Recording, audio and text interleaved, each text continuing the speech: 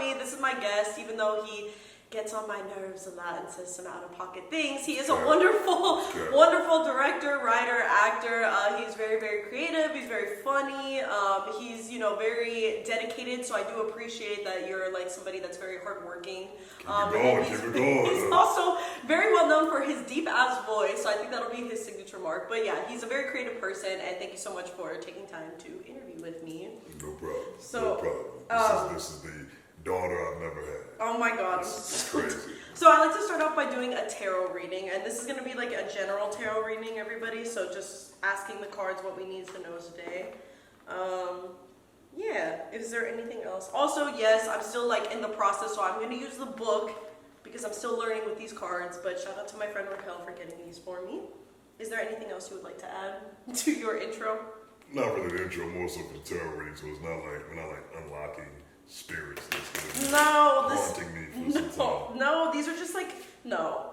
I watch a lot of movies, so, because I watch a lot of movies, I see things like this happen all the time. So. No, this is nothing like that. Think of this as like a fun card game to get some answers for stuff, I guess. You saw the Ouija board movie?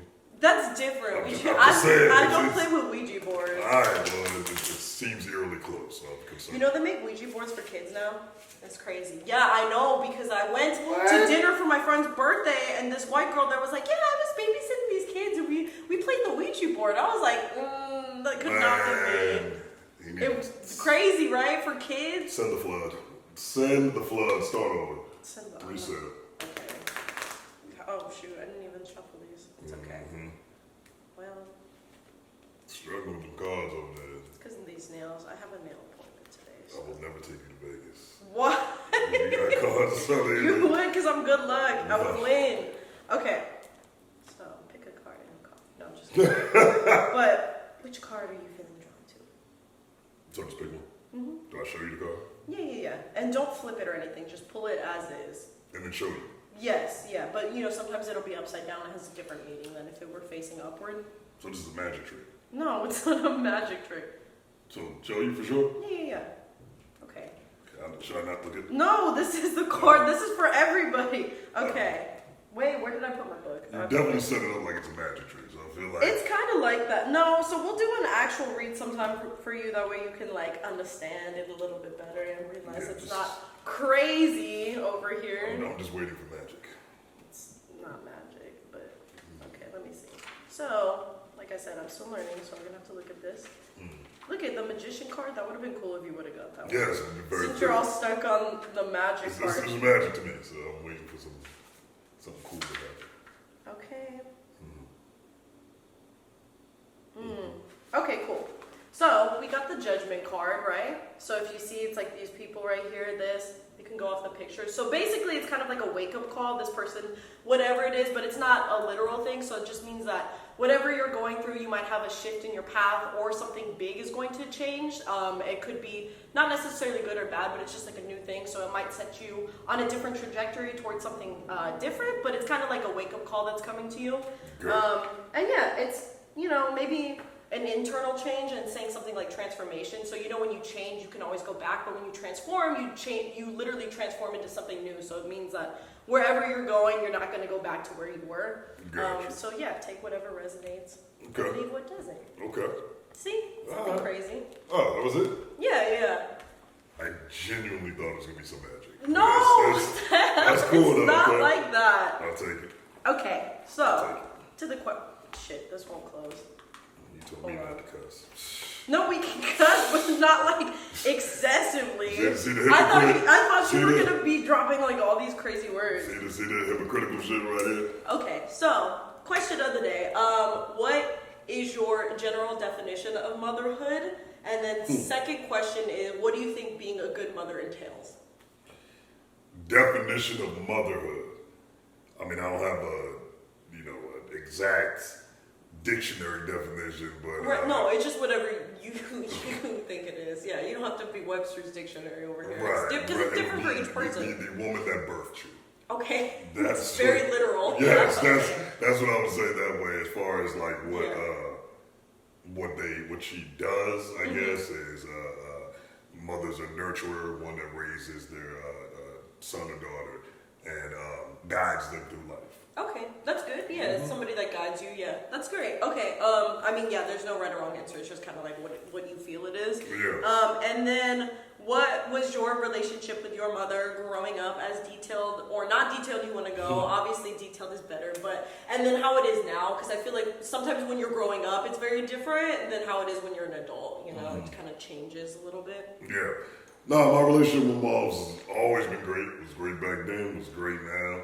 Mom's is exact definition of what I said. Nurturer that raises you, that tells, has guided me through a lot of things. When I was younger and I was acting up and I was a bad kid. Were you? Well, no, I don't think you were. Really like as a child, like a baby? A child, from like kindergarten or something? Yeah, from like 2 to about.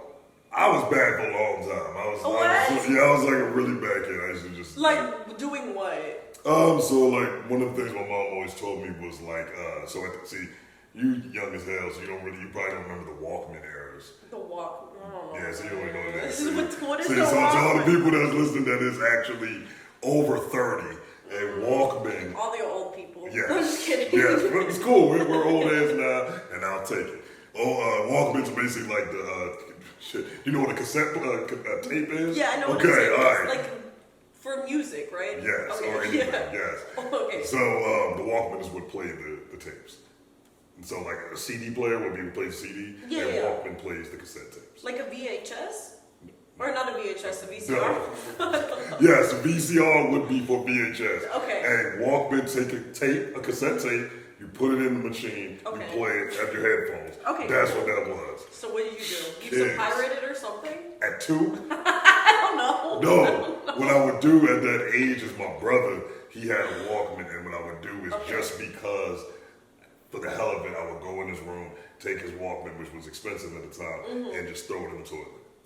Oh my God, you were like a terrible too. Just for no reason. Oh my God. There was no, if you ask me why, I don't know. Well, you were 2, so I mean. But that takes a lot of like ingenuity. Like I had to like get up, go in there, think about it, like sort of path to go to the toilet, throw it in there. So stuff like that is what I would do. One time I was in the store with my mom's, and she went to go get something, and I kind of ran off and in the store, and it was this whole thing. She had gotten the store security, and everyone was calling me on the back. Oh, because you disappeared. They thought it was like something for real, and they come to find out that I was hanging in the like the aisles of the where the cereal is, like actually on the aisles with the cereal boxes. Oh, you like climbed? I climbed up and then climbed in there just to be funny. That's kind of funny though. I mean, because like looking at it, looking at that is bad, but it's kind of cute when little kids do that stuff. I mean, I don't know if I would have the no. It is barbecue. Imagine you have a kid and then they run off. You think something really happened to them, and they're like playing games. You're right. You know what I'm saying? So I say all of that to say, ooh, I got towed up by moms. My mom's got that. You see, it's a different era now. Nowadays, they don't like to get the belt on kids. I don't agree with that. Ooh, some kids need that belt. No, I think gentle parenting is the way, which is also strict parenting. But I think in due time you'll change. But I don't think so.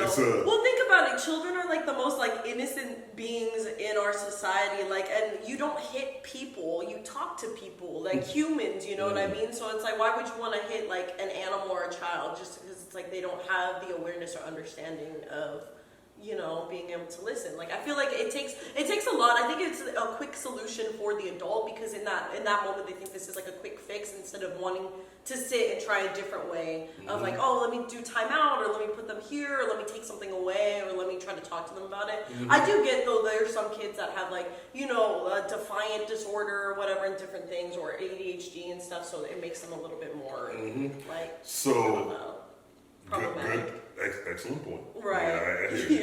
Now, so go to where I'm from. I'm from PG County, Maryland.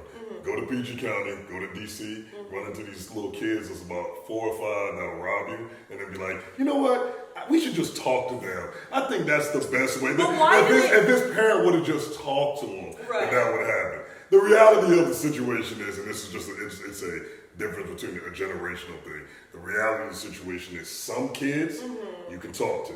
Some kids gotta get put in timeout, and some kids gotta get a whooping. It depends on the kids. I'd agree to disagree on that, but I think those kids that are 4 or 5 that are doing that, like, are they not like children are sponges, right? So it's like they're learning that behavior from somewhere in their home or maybe their environment because it doesn't necessarily mean home. Environment, you know what I mean? So it's kind of like, I mean, like, it more of a societal thing, but it's like also like at home, like, I don't know, they don't want to be scared of their parents.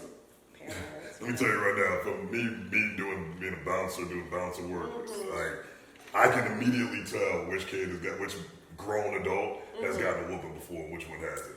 Immediately, I can tell which one. I guess. So that it all to bring it full circle. I say all that to say that my mom's discipline is it was predicated on the kid. Like my brother wasn't as bad as me, so my brother. Your older brother? My older brother. Oh, So he did. I'm the youngest of 4. So you're the baby, bro. You were the spoiled baby then. I bet. To a degree. Yeah, I bet your siblings are like, oh, the baby. Like, did you get it easy? Well, you were a bad kid, so And there's a gigantic age gap between me and my siblings. So it's just like I was only living with one of them at the time. The other one was already at the house by the time I was born. Dang, so your like nieces and nephews could have been your age if they would have had kids? No, not that far. Okay. My friend was like that. Like Hispanics are kind of like that in a sense, but like my friend, him and his nephew were 1 grade apart. And we were in high school together because it's kind of a thing, like with the mom and the daughter will be pregnant at the same time. Yeah. So that's kind of what happened. Yeah, no, hell no. No, that's not what happened. Okay. Hell no. It's nowhere near that. Don't get me wrong, that happens, but that's not generally a black family thing. That's no. But okay. So you said it was good, like then. But that being said, yes, my mom's like she has always been like from birth all the way up until now, 36 years old, up until now. She calls me every day on the way here. She calls me. Oh, that's so sweet. Yeah, I tell my mom every day. So that's sweet. Yeah, she's always been a person who is everything that I've done. She supported. That's awesome. When I was playing basketball, when I was younger, she supported. When I was rapping, she didn't support that much because she don't understand. She didn't see the vision. No, she don't understand it. She doesn't. To my mom's, Biggie and Vanilla Ice are the same. Like, it's not even about who's good or who isn't. Like the same. No, it's just me and your mom were the same in that. Yes, correct. Yes, the difference is she's like 40 years older than you, so you shouldn't be the same. That's an indictment on you. But she doing music or whatever when it was at that time frame, like it was like if I was singing, she'd be cool with it, but it's rap, so it's like she's like, you could be an R&B singer, but rap. Stay away from rap. So, but outside of that, when I went to school, drove me up to school, her, my pops, my dad as well, both was very, very supporting parents. That's good. To this date, too. Yeah. So, that's awesome. And then, so to this day, so nothing's really changed. It hasn't gotten in a different light or anything. No, if anything, just got better because now I'm an adult. You know what I'm saying? When you're a child, you gotta, you gotta be in a child's place. Right. When you're an adult, it's a little bit different, and that's kind of how it is now. So we are very tight. That's cool. Did you have other, I guess, like figures in your life when you were younger that you were kind of also like a mother figure, or like old, like maybe a grandma or an aunt or something like that you also looked up to? I mean, of course, my aunt on my dad's side, auntie, still to this day, she's great. My sister, that's awesome. My sister, she's she's older than me, so like, the baby. Yeah, so my sister, I've always been close to my sister, and then my boy Wes. I think you didn't meet Wes. We were in the same film together, but you didn't. I have him on Instagram. Yeah, because then when you said that, I was like, oh, I know who he is. I guess. Creep. No, he added me. These people add me. I don't add them. I got you. Okay, fair enough. God. But yeah, shout out to Wes. But just a random shout out. Yeah, shout out to my dog. But no, his mom too. So his mom. Really? Yeah. Oh, you guys have been friends that long? Yeah, what me the and Wes, fuck? I didn't know that. That's been my man since we were 11 years old. I'm 36 now. I thought for some reason I thought that was somebody you met here, like in LA. He lives in Maryland. Oh, I didn't even. Yeah, I met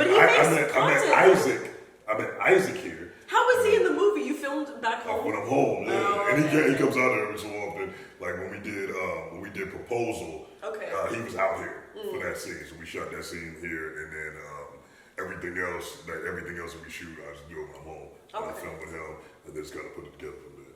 But yeah, so his mom, Miss Kathy, she same thing. Like she's actually, ironically, is the reason why I know him. So we was all So my uncle on my dad's side, he's a pastor. So he was a pastor of huge pastor. Shout out Uncle Keith. So he's a pastor at this huge church in Philly. Oh shit! Okay. You know, so chef go cuss when we talk about church. That's crazy. Cussing when we talk about church is wild. Forgive the Lord. So yes, we got Sharon, which is in Philly. So then the church. There's another smaller church in Maryland, and that's where I had grown up at. So when I went out there, we moved out there in '99. When we went out there, was new there, didn't really know anybody outside of like my uncle and my family or whatever. Right. And Miss Kathy, she always tell the story she told Wes, be like, oh, why don't you go talk to Pastor Reed's nephew? Why don't you? And I guess Wes didn't want to do it because his mom's forcing him to do it. Yeah. He's like 11. And so then... because he's a kid. He's going, I don't know. Yeah, she's like, why don't you just go talk to him? And then we ended up chopping it up. Chopping it up at 11? Y'all were probably like playing G.I. Joe's or something. G.I. Joe. Not that old. What? G.I. Joe's was popping in like the early 90s. My mom played G.I. Joe's. Well, she was like, she's 40. It's okay, never mind. That's what I'm saying. Yeah, never mind. Early 90s. That's how old you are in my head. It's okay. Anyway, so you guys were chopping it up with Legos. I don't know what was. Jesus. We played basketball. Basketball. There we go. We played basketball.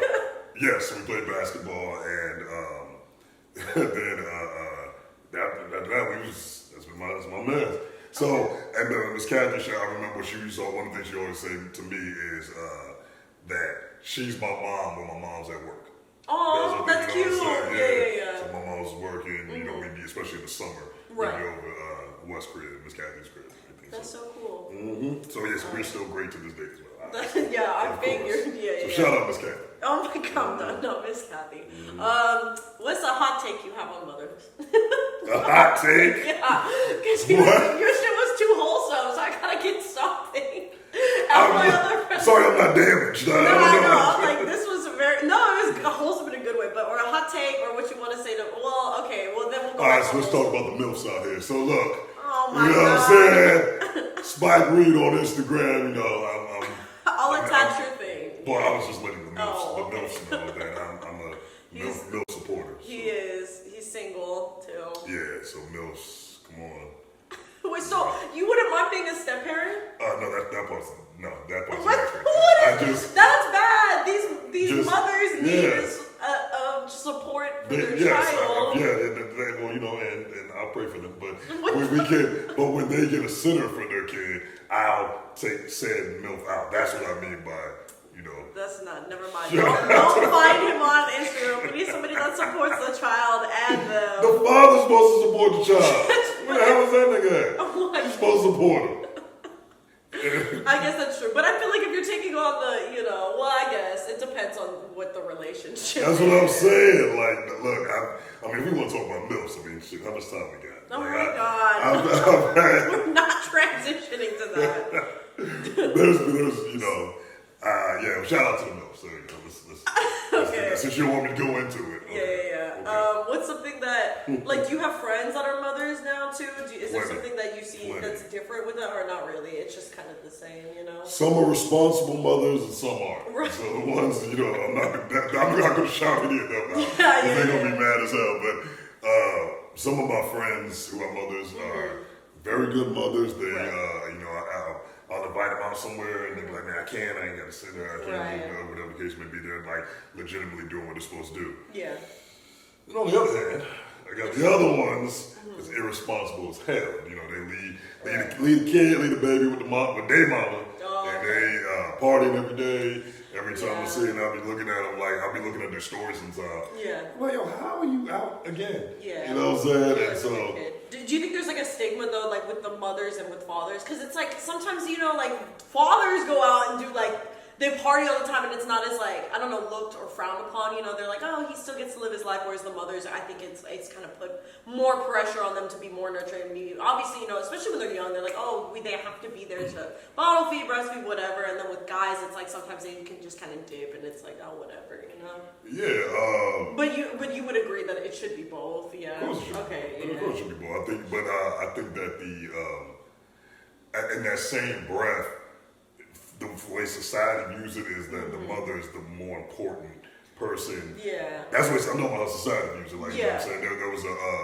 There was a Chris Rock joke that he said, which is like perfect for the scenario. He said something like, he said, when you look at how society treats, I am paraphrasing. I don't know the exact way he said it. Okay. Chris, I let you get the mothers out. Okay. I haven't watched too much of it, but I know who he is. Kids, man. So Chris Rock, he said that basically with moms is that everyone loves mama. He said, mama, mama, mama. He said, mama got all types of songs. Got Dear Mama. Got Boys to Bed, a song for mama. Everyone got mama. So he said, what does daddy got? Papa was a Rolling Stone. Oh my every God. single time. Right. And that's some real shit though. It's like every single time, like moms are viewed as the most important person, which is probably true. And in that same breath, I feel as though, you have to have a father there. Like it is imperative that you have a man in the household to help the mother. You know what I'm saying? That makes sense. I think two people though, but that's just me though, personally. I think as long as they have two supporting, loving parents, regardless of like if it's a man or a woman or two women or a non-binary person or like two men or whatever, as long as they have two supportive parents, I think it's good for them. That's fine. Think about, how controversial can we get here? What? I don't know. What? This is my channel. How controversial can we get I don't know. What? Okay, fuck. So no, it's not that crazy, but so you already shouted out milfs, so I'm like, first of all, no, never mind. What? I was gonna say you're the first, I think straight guy that I've had on here, but I had another guy that was on, two other guys. That's so disrespectful to the other guy. That's not. No, you're the first, I'm not gonna say not like that. Just like you have a little bit more different viewpoints on life, so that's why I was like, okay, I should get somebody with more different views. So. Yeah, I'm the first. Also, I need more people to interview, so people want come on here. Maybe we're not gonna interview at my house because I don't want to openly invite people. Don't be plugging other people on my side. No, sorry. Everybody, please come on. Anyway. Yeah, I'm first real nigga. That's what she meant to say. So she just can't say. I can't say that, and I'm not going to say that. But it's a self-proclaimed title. Yeah, this is real nigga views. So what it is I'll say, this is why I asked about the controversial thing, is I'll say for me, for someone who's dated all types of women, is that the women, I can almost immediately tell when I'm not talking about when I first meet her, but I'm talking about when things actually get serious. Relatively serious. I can tell who grew up with a father in the household and who didn't. I can almost immediately tell that. Through conversations. Now, and the reason why I say it's controversial because some people can be like, oh, well, I didn't grow up in the house, so I did fine. I'm not saying you aren't fine. I'm not saying your personal perspective. Yeah, I didn't say you didn't do fine. I didn't say any of that. What I'm saying is that I can tell from when I'm speaking with somebody. Right. For the most part, there's exceptions, but for the most part, I'll sit there and talk to a girl and just the way that she's, her mentality and the way she's talking, and I was like, you just grew up with your moms, right? Yeah. Yeah, I did. Okay.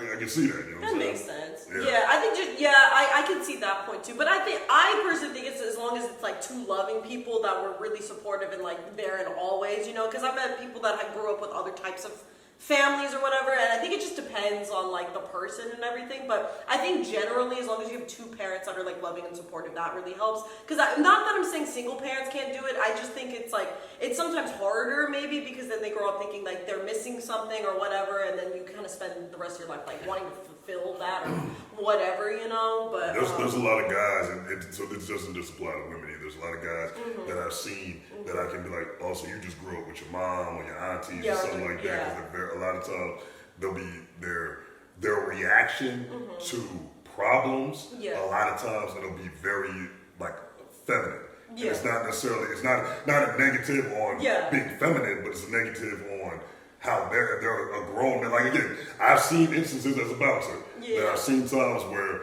there'll be some dude, and I'll be throwing him out for whatever reason because he's done some stupid shit, and I'll throw him out. And generally, the way most men react, he'll react the way most women will react, and I'll just be like, huh. And that's not a bad thing.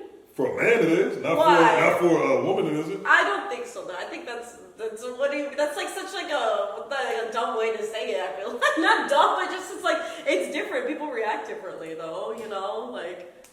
Yeah. Well, that's one of the same way that like certain things about like being a woman I'll never understand. Right. This falls in that category of being a man. You just wouldn't understand. What do you mean? You wouldn't understand. Like you wouldn't. You're not. You've never been a tough man. So you wouldn't understand. I am on my free time. What you mean? That's why. So I'm saying. So you wouldn't understand what I mean. I guess man, I'm gonna roll my eyes at that comment, but it's okay. You're allowed to feel that way. This is the difference right there. It's the difference right here. You notice how I said. You notice how I said there's things about a woman that I won't understand. Right. And then I said I just accept it. Exactly. Okay. Exactly. Long as you know that you're trolling now. Okay. No, I'm not trolling. Okay. But no, I think in general though, because there are people too that grew up like with like gay parents or like two lesbian parents or whatever, and they got all the love and everything, and they're fine, you know. And sometimes it just depends on family to family, because there are people that that grow up with both parents and they're privileged and they're super great. They have a lot of issues, so I think it just depends each. I'm just a firm believer that I feel that a man should definitely be in the household raising children. I just believe that's ideal from situations that I've seen, not just with myself, but people that I know. Then from what I do as far as like dealing with a variety of different people, right? When they are at their most but that's a lot. That I don't think how they react though. That's a lot of things, not necessarily just their parenting, but it's it could be so many other things. Yeah. But I see what you mean.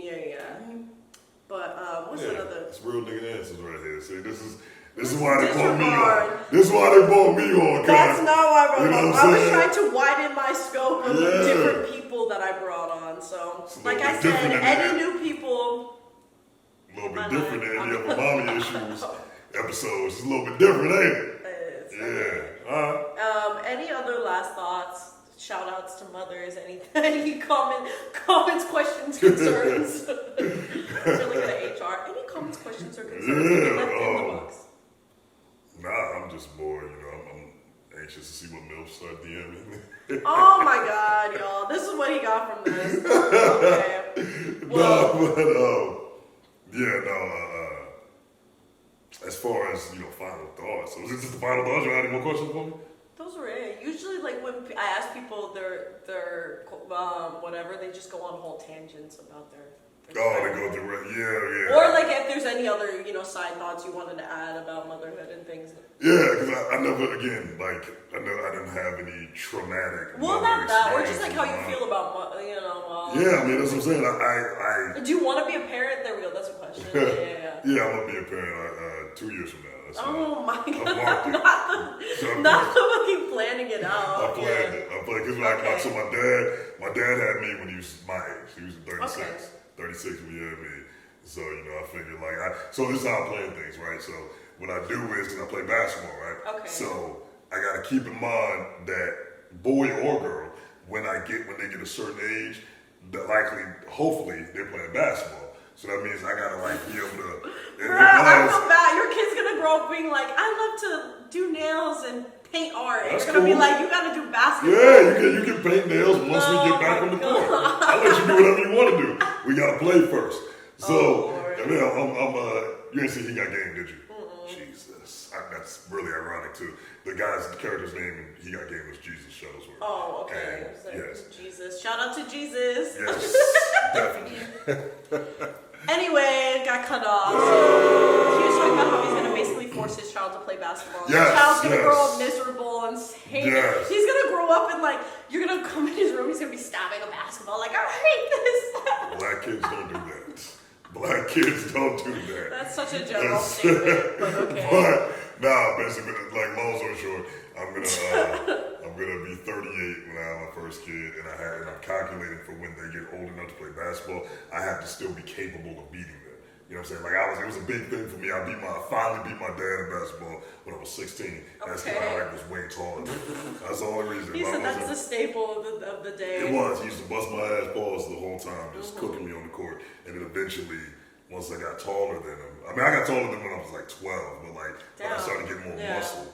You know what I'm saying? My dad. Same. 12, I hit my growth spurt. And I never grew again. Yeah, basically. Yeah. When I was 12, I was 6 foot. And so my dad's 5'10". So I got 12, I moved 6 foot. And then like by the time I stopped growing when I was 18, I got to 6'4".